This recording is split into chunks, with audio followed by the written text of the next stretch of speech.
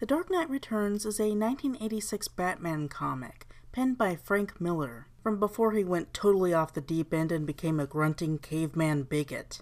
It was one of the outstanding comic book works of the 1980s, and along with Alan Moore's Watchmen, it defined the Dark Age of comics, a new cynical take on superheroes based on the current politics. It takes the outlandish Gotham setting and matures it, literally, taking place over 10 years in the future, when Bruce Wayne and most of his friends are old men, while Superman as a Kryptonian maintains his youth. In some ways, it's surprisingly feminist for a Frank Miller work, with a female Robin, female Commissioner, and an elderly Selina Kyle, who are not overly sexualized, and are portrayed as relatively competent at their jobs. In other ways, the roots of his ugly beliefs are detectable, and there is a strong conservative message that portrays sensitive liberalism as ineffectual and justifies Batman's vigilantism with a nod to fascism. However, the comic's exact politics are unclear. The comic got a two-part animated film adaptation in 2012 and 2013, which cleaned up some of the more sexist and transphobic elements of the original story. It also got a sequel in 2002, The Dark Knight Strikes Again, but that was after Frank Miller went off the deep end and is of a considerably lesser quality.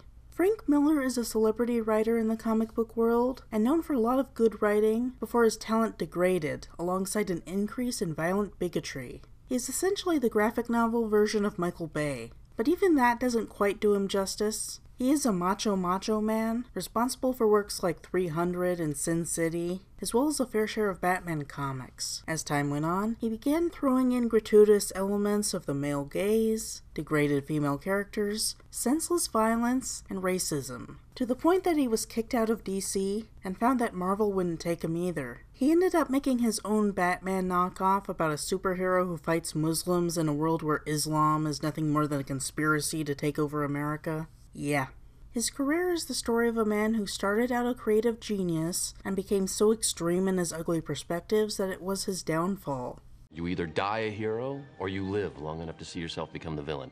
The Dark Knight Returns was made during his good period, and is part of his best foot forward before his degradation into hatred. The plot setting is simultaneously 10 years in the future of when Batman comics usually take place, and in the near future of the 1980s. Superhero comic books typically take place within the same era that they are published, just with an internal continuity that can be as long as a given set of writers prefer. As a result, Bruce Wayne is an old man, while Reagan is still president, and 80s fashion still exists. The horror.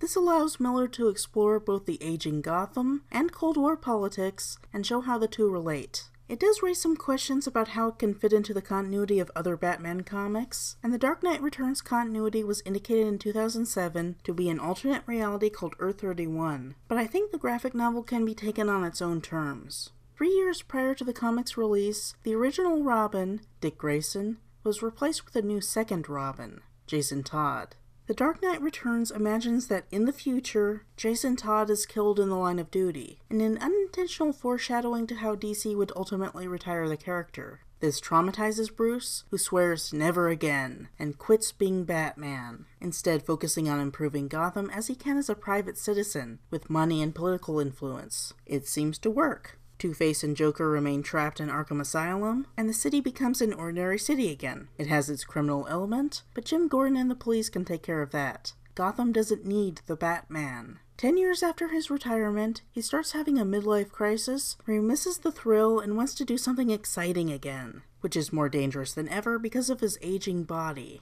He starts to wonder if he should be Batman again, and he reminds himself about why he stopped in the first place. This coincides with the announcement that Harvey Dent has made a full recovery. A plastic surgeon restored his face, and his psychiatrist gives him a clean bill of health. He will be returning to society a changed man. Bruce warns against his release, but it seems like Harvey really has changed. The Batman seems truly obsolete. But is he? The city is actually getting worse. There's a strong resurgence in street crime, with the emergence of a gang of mutants, who rape and murder for the fun of it. Bruce encounters a couple of them, and is actually happy, because if they make a move on him, then he can fight them without responsibility. They sense that he's eager for the fight and back off, and he has to let them go. He's not the Batman anymore. He has a series of flashbacks to a childhood trauma where he encountered a scary bat. The incident that gave him his deep personal fear of them, that he turned into a symbol of conquering fear with the Batman costume. This comes to a head when he sees a movie on TV, the same one that he and his parents saw the night they were murdered. He experiences a hallucination where a giant version of the Bat crashes through the window and tries to get him. He comes out of it with a conviction to put on the suit once again and be the Batman. In other words, a man dresses up like a bat and runs after criminals while being dressed as a bat.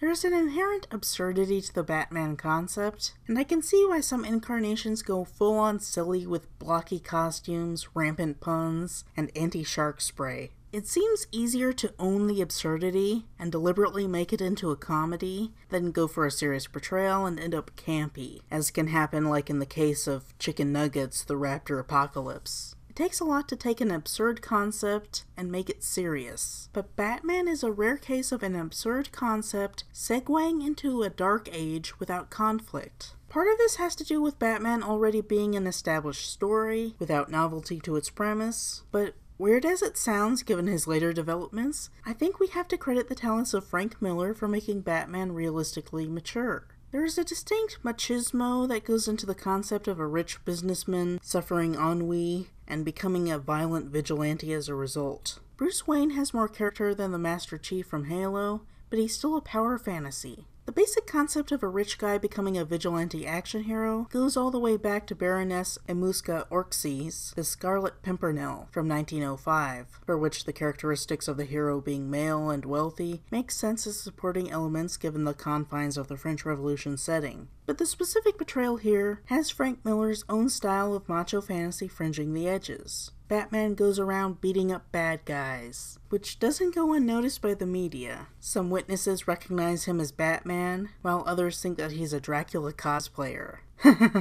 Batman and Dracula. It's so silly to connect the two.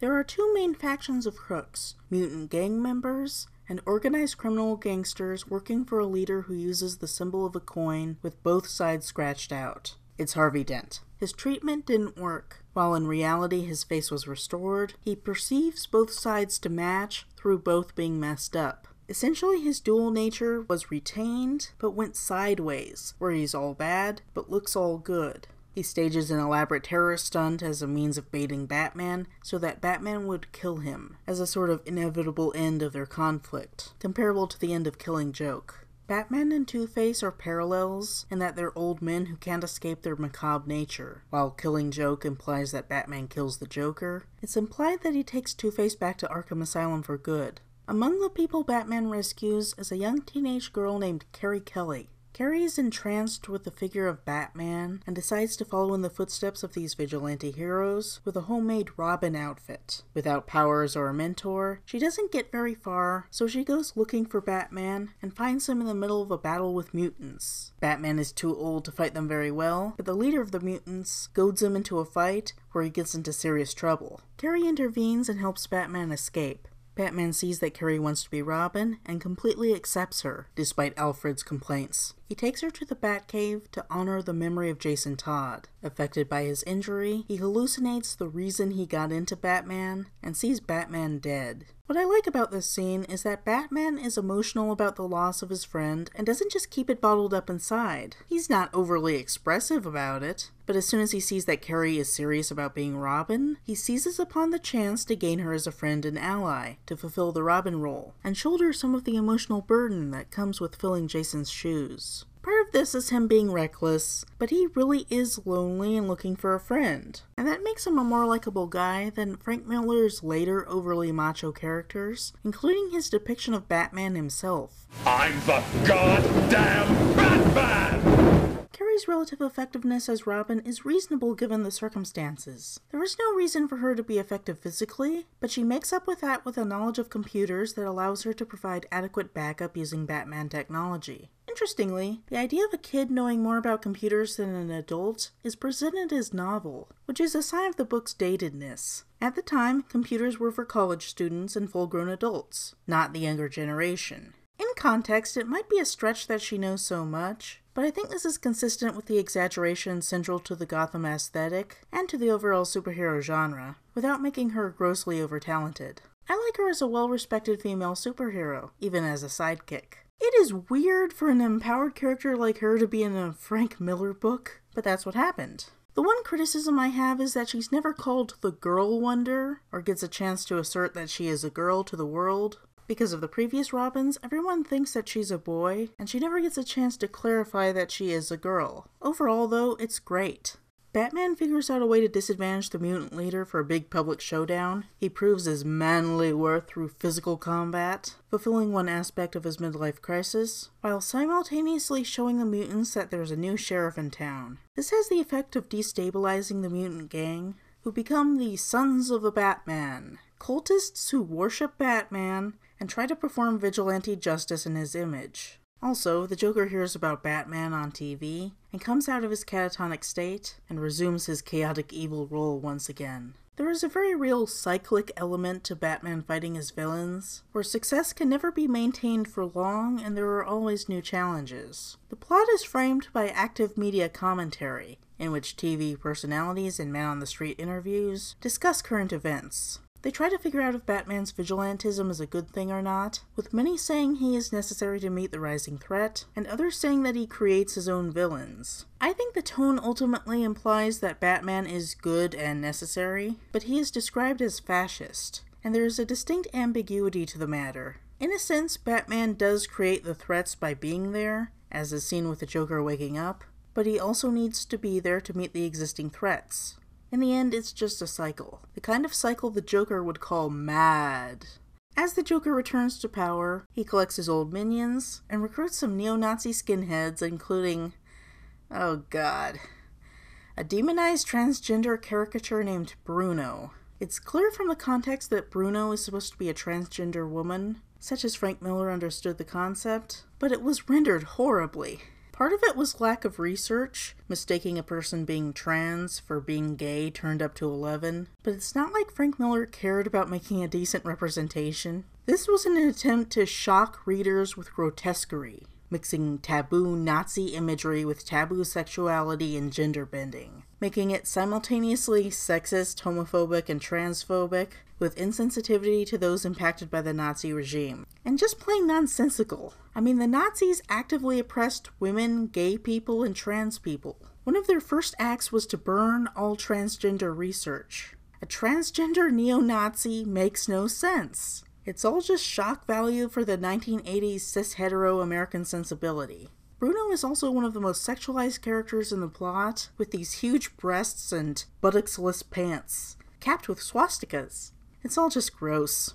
Of course, I can't single out Frank Miller for this homophobia, as Alan Moore had a similar thing with his BDSM freaks and Killing Joke. Maybe the 1980s Batman comics were overcompensating to deny that stupid claim that the 1950s Batman promoted homosexuality. I don't know, it's gross either way. The film adaptation tries to clean it up by respecting Bruno as a trans woman, with the gay male coding dropped. It's a nice try, but there's really only so much you can do with a character that looks like that. Maybe if they were to completely redesign the character as just another Batman villain, it would be something. As it is, it's still gross demonization. We're gonna rip it on the people Teutonic style. Jim Gordon retires. They replace him with a female commissioner, Ellen Yindel, who does not support the Batman and wants to arrest him. The character is portrayed negatively as an inexperienced young person messing with something that she knows nothing about, and I think some of her expressions are drawn in a way drawing on sexist ideas about curt female authority figures. All that said, I like the way that she is written as generally effective in her job, just in over her head in trying to go after Batman, Robin, and Joker. The Joker persuades his gullible left-winger psychologist, really heavy-handed against the left there, to let him go on a talk show to show Gotham his true colors. He hits everyone with Joker venom and escapes. He then visits Selina Kyle, the former Catwoman, who is now the Madame of a brothel. This is a development specific to Earth 31. She just marries Bruce Wayne in Earth 2, another future continuity, and she never stops being Catwoman in the main one, Earth 0. This is Frank Miller's characteristic over-sexualization of his female characters. He's really preoccupied with the idea of making his female characters be sex workers, presumably because he views women through the lens of what they can offer men, and an easy answer for him is sexual service. That said, it's a really subdued version of his style. While a bit out of character for her, she professionally manages the brothel and isn't drawn in an especially sexy style. They don't even make a goofy cat house pun. The decision to make her a madame was ill-advised, but all things considered, it's a pretty decent portrayal of sex work. He attacks her and ties her up dressed as Wonder Woman, which is somewhat degrading to both characters, but I don't think it's as significantly bad as in Killing Joke and future Frank Miller stuff. This is just Joker being Joker in a cynical world. With the positive portrayal of Robin, I don't see it as significantly different from animated series Joker degrading Harley Quinn. After that diversion there, the Joker moves to attack a carnival. I have to wonder if the carnival in Killing Joke was an allusion to this one. It's similar in that it uses the setting to meditate on the cycle of Batman fighting the Joker as it approaches the inevitable end of that conflict. In the end, Batman can't bring himself to kill the Joker, but he does break his neck. The Joker mocks him for failing to have the strength to be a killer, and jerks his neck to commit suicide. It's interesting to compare this to the I won't kill you, but I don't have to save you scene from Batman Begins. That just uses it as a macho loophole that everyone knows doesn't ethically hold up. In this case, it represents his humanity in contrast to the Joker, where he knows that he needs to take him out, but doesn't have the aggressive capacity to actually kill him. Like with Two-Face, the cycle of violence reaches its end. At the same time, there's a larger story about the Cold War. Superman has become a tool of the US government. President Reagan sends him to fight the Soviets for control over a disputed territory, which has some parallel to Watchmen's depiction of Dr. Manhattan being used in the Vietnam conflict. Batman doesn't like the way Superman shills for the government. In a sense, the two of them represent two extremes of the American patriot. Superman as an extension of the government, and Batman as an extension of the people. The two of them can get along, but are often in conflict. The Dark Knight Returns paints the government with the same cynical brush as the rest of the world, so instead of working for the betterment of the people, Superman serves a warmongering president. As best as I can tell, Frank Miller saw Batman as a libertarian hero, opposing a fascist Superman, working with libertarian politics, seeing fascism as evil. This is complicated by dialogue in The Dark Knight Strikes Again that suggests that Batman would prefer Superman be more fascist. But then again, that's after Frank Miller went off the deep end. I think when isolating The Dark Knight Returns, we can understand it as perhaps intended to be a libertarian expression against fascism, if not perfectly executed as such. This is also complicated by the running media commentary in the graphic novel that seems to label Batman as fascist, and the implications seeming to be that it doesn't matter because Batman is the cure for Gotham's ills. We might say that the plot plays with the political philosophies of libertarianism and fascism without coming down solidly either way, but it is distinctive for framing the plot using those philosophies specifically. Batman's cyclic conflicts with Two-Face and the Joker spiraling downwards to their inevitable conclusions is in parallel with the United States opposing the Soviet Union in the Cold War. Through mutually assured destruction, MAD, the Cold War is fought in a Red Queen's race of cyclic advancement and strategic dancing without coming to direct confrontation. Meanwhile, both sides gather their resources and prepare for a direct confrontation as is viewed as inevitable. Fortunately, it didn't come to that in our world. In Earth 31, however, it does. Superman's involvement is met with the closest thing the Soviets have to counter him, a nuke. It almost does him in, but he survives with some quick thinking. A result of the detonation is a massive EMP that knocks out all electronics in Gotham, sending the city into chaos. Batman has no functioning vehicle, and has to ride a horse like a cowboy in a badass scene where he gathers all the sons of the Batman and leads them out to protect the city like a vigilante police force. So now that he's a leader of a people, does that make him fascist? Is fascism now good because it comes from a will of the people instead of the will of the government? Once the dust settles, Gotham is one of the safest cities in the country. Reagan is embarrassed, so he sends Superman to arrest him. At this point, it's kind of like a small-time fascist versus big-time fascist. Batman refuses to come quietly, so he stages a trap for Superman and fights him to the death with the help of the Green Arrow, who shoots him with a green kryptonite arrow. Batman almost manages the impossible of defeating the Man of Steel, but it seems that he's just too old and a heart attack does him in. Batman's legacy dies with him. The Batcave blows up and destroys everything connected to Batman, and then Alfred dies of a stroke. Unmasked as Bruce Wayne, a funeral is held for him. That is almost the end of the story, but Superman hears Bruce's heartbeat after the drug he used to fake his death wears off, but Superman keeps it to himself and winks at Robin on his way out. Batman joins the Sons of the Batman in a new Batcave and prepares for his new role as mentor to all these new vigilante crime fighters. He can now retire, knowing that he did everything he could as the Batman and has no need to return to that life. And so concludes The Dark Knight Returns. Frank Miller was at the top of his game here, and there is plenty to appreciate. From a feminist perspective, it's decent, which from Frank Miller is more than one might expect. I really like this version of Robin, and I like how she is shown to actually be effective as Batman's teammate. Ellen Yindel is okay. She's a reasonably effective commissioner who would be successful if not for going against superheroes, and she's not sexualized at all, a rarity from Frank Miller. On the other hand, she does have a stereotypical militant feminist sort of portrayal, similar to the FBI director from The Last Man on Planet Earth. She did inspire the much better character Ellen Yin in the 2004 Batman series, The Batman. Selena Kyle had no reason to own a brothel, and it's pretty much just gratuitous sex appeal, but for what it is, it's a decent portrayal of a brothel in this kind of story, and the sexualization doesn't extend to her character design. All in all, it's okay. Now, if only we knew what this book was saying about fascism.